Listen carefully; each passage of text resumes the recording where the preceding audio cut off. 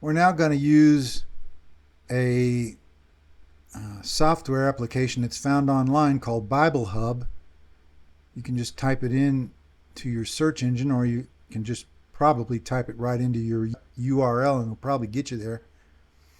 We're going to go to Bible Hub, which is a handy suite of tools which you can use to study the Bible. And we're going to look at a verse, James chapter 2, verse 2, and we're going to see it in various versions: NIV, NLT, ESV, King James Version, New King James, NAS in its various versions, Amplified Bible, so on and so forth. We're going to look at how this verse is rendered in these various translations.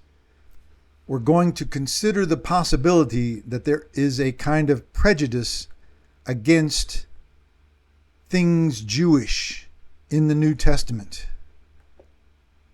Maybe not even wittingly. Maybe it's just unwittingly people do this. I don't know.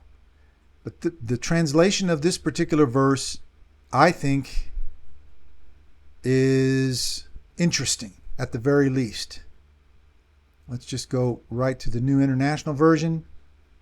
The point in question: suppose a man comes into your meeting.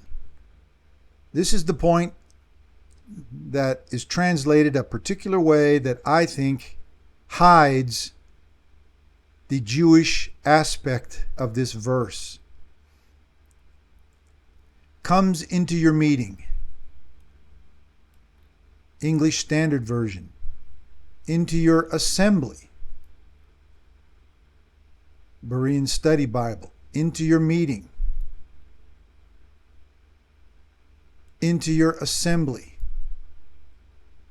Unto your assembly. New King James. Into your assembly.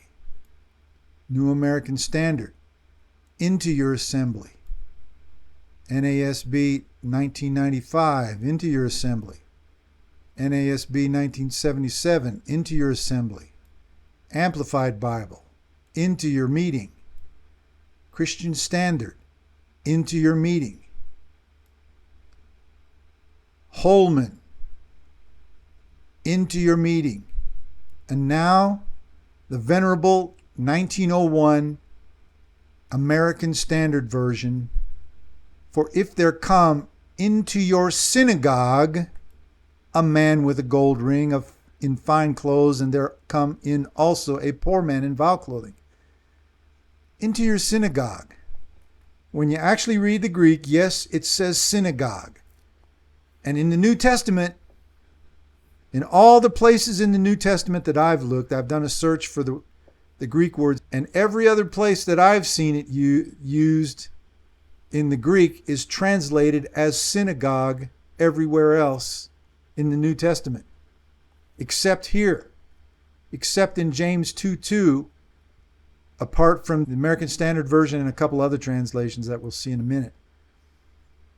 But to me, this seems to be an indication that Christian translators, either they don't think Christians will understand it if it says come into your synagogue, when the first believers in the first century, they would have understood that it's talking about Jewish believers in their own worship centers they call synagogues.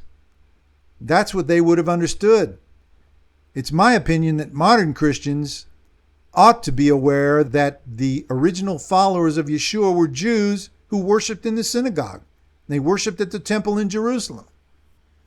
I think there's been, whatever the motivation for this was, I think that the fact that such things as this, into your synagogue, has been translated as into your meeting or into your assembly, it has an effect on how we view Jewish believers in the Messiah. And it's like it could even be considered a prejudicial effect, so that Jews should never consider themselves in the light of their own Jewish heritage. In any case, let's look at a few more versions here and see if this is just a one-off or if other people have written this as well. Aramaic, enter your assembly. To one of your meetings in contemporary English, Douay Rheims, the Roman Catholic, come into your assembly. Good News, to your meeting. International Standard, into your assembly. Literal Standard, if there may come into your synagogue.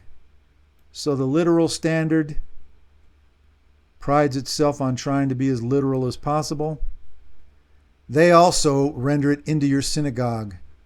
New American is the modern Catholic, Roman Catholic version, into your assembly. Net Bible, into your assembly. New Revised, into your assembly. New Heart English, into your synagogue. Yay. Weymouth, into one of your meetings. World English, into your synagogue. Young's Literal, into your synagogue. So, there are English versions that do mention this, which, in my opinion, that shouldn't be too surprising. What's surprising to me is that versions like the New International and other modern versions, English Standard Version, will call this into your assembly, but every place else that the Greek word is found in the New Testament, they use synagogue. So I'll let you folks think about that. Is there some sort of a bias? Is there a bias against Jewish expression of faith in the Messiah? That is a major part of the problem of understanding baptism in the New Testament.